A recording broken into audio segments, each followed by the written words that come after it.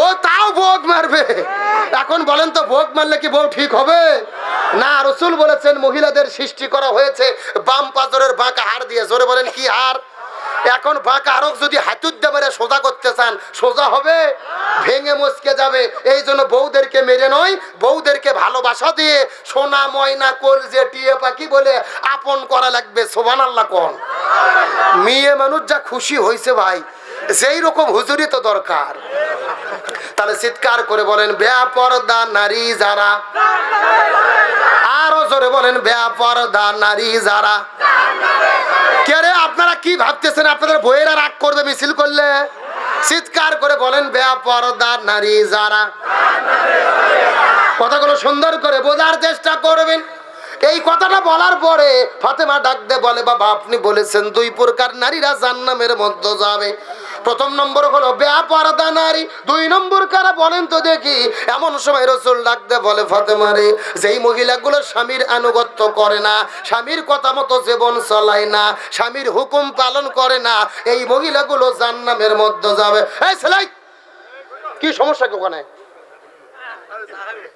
সব একসাথে বসে কোন ফাজলামো শুরু করছে। আমার বন্ধুগণ মুসলমান ভাইরা গভীর মনোযোগ বোঝার চেষ্টা করবেন। রাসূল ডাক দে বলেন যেই মহিলাগুলো স্বামীর খেদমত করে না, স্বামীর কথা মতো চলে না, স্বামীর আনুগত্য করে না, এই মহিলাগুলো জান্নাতের মধ্যে যাবে। তার মানে বোঝা গেল স্বামীর অবাধ্য স্ত্রী যারা জাহান্নামে যাবে। চিৎকার করে বলেন তো দেখি বেপরদা নারী যারা,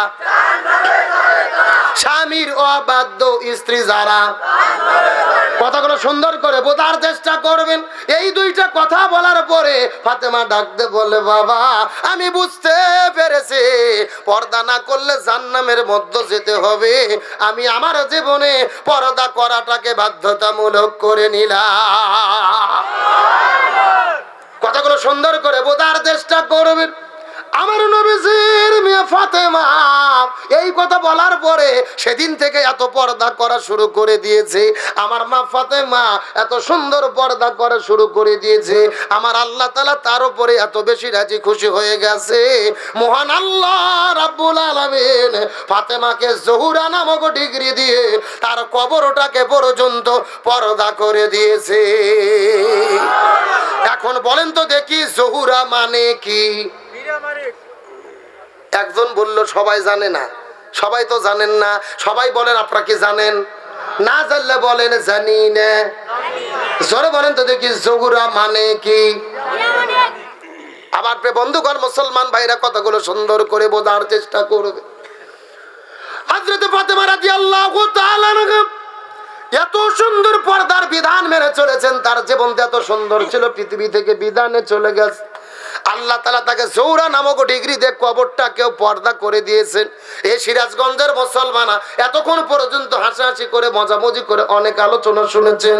আমি আপনাদের মধ্যে আর 5 মিনিটের মধ্যে একটা মেসেজ দিয়ে চলে যেতে চাই। আমার মা বোনেরা রে কথাগুলো সুন্দর করে বোঝার চেষ্টা করবেন। এই জোহরা নামক আলোচনা শোনার পরে আপনারা যদি আমল করতে পারেন আল্লাহ তাআলা আপনাদেরকে ফাতেমার সঙ্গে জান্নাতের মেহমান বানাবে। গভীর মনোযোগ।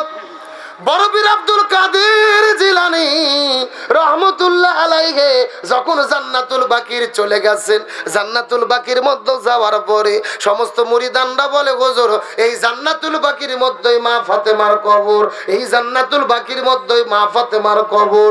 ওই মা ফাতেমার কবরটা কোথায় আপনি একটু বলেন তো দেখি। আমরা মা ফাতেমার কবরটাকে জিয়ারত করতে চাই। এই কথা বলার পরে আব্দুল কাদের জিলানী রহমতুল্লাহ আলাইহি অজর নয়নে শিশু বাচ্চার মতো কান্না শুরু করলেন। এমন সময় ডাকতে বলে ও হুজুর আপনি কাঁদেন কেন? আপনার কান্না করার কারণটা কি জানতে চায়? আব্দুল কাদের জিলানী বলে এ মুরিদানরা রে, এই জান্নাতুল বাকির মধ্যেই মা ফাতেমার কবর, এই জান্নাতুল বাকির মধ্যেই মা ফাতেমার কবর, কিন্তু কবরটা কোন জায়গার ভেতরে এটা কিয়ামত পর্যন্ত কেউ বলতে পারবে না। কথাগুলো সুন্দর করে বোঝার চেষ্টা করবেন। আল্লাহ তাআলা সুযোগ দান করেছিল। গত 1 বছর আগে আমি উমরা করতে গিয়েছিলাম আমার বাবা মাকে নিয়ে। আমি দীর্ঘ 1 সপ্তাহ ধরে জান্নাতুল বাকির মধ্যে গিয়ে খোঁজাখুঁজি করেছি, তারপরেও কিন্তু ফাতেমার কবরটা খুঁজে পাই নাই। সমস্ত মুরিদানরা বলে হুজুরের কারণটা কি, হুজুরের কারণটা কি? এমন সময় বড় পীর আব্দুল কাদের জিলানী ডাক দিয়ে বলেন, এর কারণ হলো আমার মা ফাতেমা ছিলেন জহুরা। সমস্ত মুরিদানরা বলে হুজুর জহুরা মানে কি, জহুরা মানে কি? প্লিজ প্লিজ ভাই লিটন ভাই 10টা মিনিট টাইম দেন প্লিজ। যে যেখানে আছেন বসেন, লাগবে কালেকশন করবো, বসেন। 5টা মিনিট আলোচনা করি, কালেকশন করবো, বসেন। আমার বন্ধুগণ মুসলমান ভাইরা গভীর মনোযোগ বোঝার চেষ্টা করবেন। এমন সময় আব্দুল কাদের জিলানী রহমতুল্লাহ আলাইহি সমস্ত মুরিদানদেরকে ডাক দে বলে, এ মুরিদানরা জহুরা মানে কি এটা যদি জানতে চাও তোমাদের 5 মিনিটের আলোচনা শোনা লাগবে। তার মুরিদানরা তার কাছে জানতে চায়, আমরা জানতে চাই কি চাই না? কথাগুলো সুন্দর করে বোঝার চেষ্টা করবেন। আব্দুল কাদের জিলানী রহমতুল্লাহ আলাইহি ডাক দে বলে, মুরিদানরা রে, যেদিন পৃথিবী থেকে নবী বিদায় নিয়ে চলে গেছে, নবী বিদায় নেওয়ার পরে কোনোদিন ফাতেমা সুন্দর করে সাজুগুজু করে নাই, কোনোদিন সুন্দর করে সুখের সংসার করে নাই, ঘরটাকে সাজুগুজু করে নাই। কিন্তু নবীজি পৃথিবী থেকে বিদায় নেওয়ার 1 নয় 2 নয় 6 মাস পরে ফাতেমা নিজে নিজে সুন্দর করে গোসল করেছে, নিজে নিজে সুন্দর করে ঘরটাকে সাজুগুজু করে দিয়েছে, নিজেও সুন্দরী সেজে ফাতেমা ঘরের ভেতরে বসে আছে। এমন সময় হযরত আলী রাদিয়াল্লাহু তাআলা ওই ঘরের মধ্যে ঢোকার পরে যখন মুস্কি মুস্কি হাঁটা শুরু করলেন, ফাতেমা ডাক দে বলে, প্রাণের স্বামী আর কোনোদিন সুন্দর করে সাজুগুজু করতে পারবো না, আর কোনোদিন ঘরটাকে সাজাই দিতে পারবো না, আর কোনোদিন হাসান হোসেনকে সাজাই দিতে পারবো না প্রাণের স্বামী। তার কারণ হলো আজকে গভীর রজনীতে আমার পৃথিবী থেকে বিদায় হবে। চোখ বুঝিলে দুনিয়ায় আন্ধার, কিসের টাকা কিসের বাড়ি কিসের জমিদার, চোখ বুঝিলে দুনিয়ায় আন্ধার। যতক্ষণ চোখ খোলা থাকে মনে হয় গাড়ি আমার, বাড়ি আমার, রাজ্য আমার। যতক্ষণ চোখ খোলা থাকে মনে হয় সব আমার, আসলে কিছুই আমার না রে। 2 চোখ বন্ধ করলে, এই 2 চোখ বন্ধ করলে অন্ধকার ছাড়া আর কিছুই দেখা যায় না। কত মানুষ পৃথিবী থেকে বিদায় নিয়ে চলে যাচ্ছে। এই যে বাংলাদেশের ভেতরে মাটিও মানুষের প্রিয় বক্তা, বগুড়ার প্রিয় বক্তা মুফতি বজলুর রশিদ মিয়া, আজকে সকালবেলা তার মা পৃথিবী থেকে বিদায় নিয়ে চলে গেলেন। আমি এই জায়গার মধ্যে আসার পরে শুনলাম হুজুর আমাকে মেসেজ দিল, আপনাদের এলাকার কৃতি সন্তান মাওলানা আব্দুল বাসেত খান, তার মাও সন্ধ্যার দিকে পৃথিবী থেকে বিদায় নিয়ে চলে গেছে। কখনকার মৃত্যুর ডাক আসবে আমরা বলতে পারি না। মুফতি বজলুর রশিদ হুজুরের মা বিদায় নিয়ে চলে গেছে। হাজার হাজার মানুষ জানাজার মধ্যে উপস্থিত হয়ে চোখের পানি ফেলে কান্না করেছে। যেই মুফতি বজলুর রশিদ সারা দুনিয়ার মধ্যে কত মানুষের বাবা মার জন্য দোয়া করে, অথচ আজকে নিজের মায়ের জানাজা করতে গিয়ে কান্নায় পাগল হয়ে গেছে। সকালবেলা মা মৃত্যুবরণ করার পর স্ট্রোক করে অজ্ঞান হয়ে পড়ে গেছে। কত মানুষ আমাদের মধ্য থেকে বিদায় নিয়ে চলে যাচ্ছে। আমাদের একদিন বিদায় নিয়ে চলে যেতে হবে। একটা আলেমের মা বিদায় নিয়ে চলে গেল, পুরো পৃথিবীর মানুষেরা চোখের পানি ফেলে কান্না করে করে দোয়া করতেছে। এখান থেকে বোঝা গেল এ সিরাজগঞ্জের মুসলমান, আপনি যদি একজন আলেমের বাবা হতে পারেন, আপনি যদি একজন আলেমের মা হতে পারেন, ওই সন্তানের ওসিলায় পুরো পৃথিবীর মানুষেরা আপনাদের জন্য কান্না করে দোয়া করবে। মুফতি বজলুর রশিদ মিয়া আমার চাচা যান, তার মা বিদায় নিয়ে চলে গেছেন সন্ধ্যার দিকে। গত আজকে সকালবেলা বিদায় নিয়ে চলে গেছেন, বিকেলে জানাজা হয়েছে। গত 1 মাস আগে আপনাদের সিরাজগঞ্জের রোডে এসে বজলুর রশিদ চাচা রোড অ্যাক্সিডেন্ট করেছিলেন গভীর রজনীতে। অ্যাক্সিডেন্টের কথা যখন মা শুনতে পেরেছে যে তার ছেলে অ্যাক্সিডেন্ট করেছে, শোনার সঙ্গে সঙ্গে ওই যে স্ট্রোক করেছে তার জবান বন্ধ হয়ে গেছে, তারপরে আর সে সুস্থ হতে পারে নাই। একটা মা সন্তানকে কত ভালোবাসে, এতদিন পর্যন্ত অসুস্থ থেকে থেকে সে আজকে বিদায় নিয়ে চলে গেল। কত সন্তানই বেঁচে থাকলেন, তার সন্তান আজকে হাজার হাজার মানুষকে নিয়ে কান্না করলেন। আমি গিয়েছিলাম জানাজায়, সেখান থেকে এসেছি। আমরা তাকে দাদি বলে ডাকতাম, আমাদের নাতি হিসেবে ভালোবাসতো, মহব্বত করতো। 5 বছর আগে আমার দাদাও বিদায় নিয়ে চলে গেছেন। আজকে দোয়া করতেছেন পুরো পৃথিবীর মানুষেরা। আমরাও দোয়া করি, আল্লাহ আলেমের মাদেরকে আপনি জান্নাতের মেহমান বানায়া দেন। আরো জোরে বলেন আমিন। আজকে আমার প্রিয় চাচা বজরুল রশিদ মিয়া অসুস্থ হয়ে পড়েছেন, সেন্সলেস হয়ে যাচ্ছেন, ডায়াবেটিস, প্রেসার। আমরা দোয়া করি আল্লাহ তাআলা ওয়াজের সম্রাট মুফতি বজরুল রশিদ সাহেবকে পরিপূর্ণ সুস্থতা দান করুক। সকলে বলেন আমিন। তাহলে বলেন আমাদের মৃত্যুবরণ করতে হবে কি হবে না? আমার প্রিয় বন্ধুগণ, মুসলমান ভাইরা, একটা মিনিট কথাগুলো বোঝার চেষ্টা করুন। ফাতেমা ডাকতে বলে, প্রাণের স্বামী, গভীর রজনীতে হয়তো বা পৃথিবী থেকে বিদায় নিয়ে চলে যাব, তবে আপনার কাছে 3টা নসিহত করতে চাই। আলী ডাকতে বলে, ফাতেমা রে, তুমি বিদায় নিয়ে চলে যাবা, কি 3টা নসিহত করবা বলো তো দেখ। ফাতেমা ডাকতে বলে, প্রাণের স্বামী, আমার প্রথম নম্বর ওসিয়ত হলো, আমি যখন পৃথিবীর মধ্য থেকে বিদায় নিয়ে চলে যাব, আমার মৃত্যুর খবর দুনিয়ার কাউকে বলার দরকার নেই। আপনি নিজে নিজে আমার লাশটা কবরের মধ্যে ঢুকাইয়া দেবেন। রাতের বেলায় আমার লাশটা কবরের মধ্যে দাফন করবেন। আপনার যদি কবর খোঁড়া কষ্ট হয়, আপনার নিকট যদি কোনো বন্ধু থাকে, বন্ধুকে দিয়ে কবর খোঁড়াইয়া নেবেন। হযরত আলী রাদিয়াল্লাহু তাআলা এই কথা শোনার পর আস্তে করে আবু যরের ঘরের দরজায় যাওয়ার পরে বিষাক্ত সাপ সবল তুললে যেরকম ফোঁস হয়, এইরকম ফোঁপায় ফোঁপা হযরত আলী রাদিয়াল্লাহু তাআলা কান্না শুরু করলেন। আবু যর ঘরের দরজা খুলে বলেন, এ ভাই আলী রে, তোমাকে কত জিহাদের ময়দানে দেখেছি, কোনোদিন কাঁদো নাই, অথচ এত ফোঁপায় ফোঁপায় কেন কান্না করো জানতে চায়। আলী ডাকতে বলে, ভাই আবু যর রে, আমার কান্না করার কারণ হলো আজকে গভীর রজনীতে হাসান হোসাইন তার মাকে হারাবে। হযরত আবু যর রাদিয়াল্লাহু তাআলা বলে, সহ্য করা যায় না, মেনে নেওয়া যায় না। যেদিন নবী বিদায় নিয়ে চলে গেছে, হাসান হোসেন সব সময় শুধু নানা নানা বলে কান্না করতে থাকে। হযরত আবু বকর ডাকতে বলে, এ পৃথিবীর মানুষেরা, তোমরা খবরদার হাসান হোসেনের কবর দেখায়, নবীর কবর হাসান হোসেনকে দেখায় দিও না। তার কারণ হলো হাসান হোসেন নবীর রওজায় গিয়ে যদি নানা নানা বলে ডাক দেয়, আমাদের নবী ওই রওজার ভেতরে আর ঘুমায়া থাকতে পারবে না। লিল্লাহ তাকবীর। আমি নবী না চিনিলাম, কি ভুল করিলাম, ভস্মে ঢালিলাম ঘি,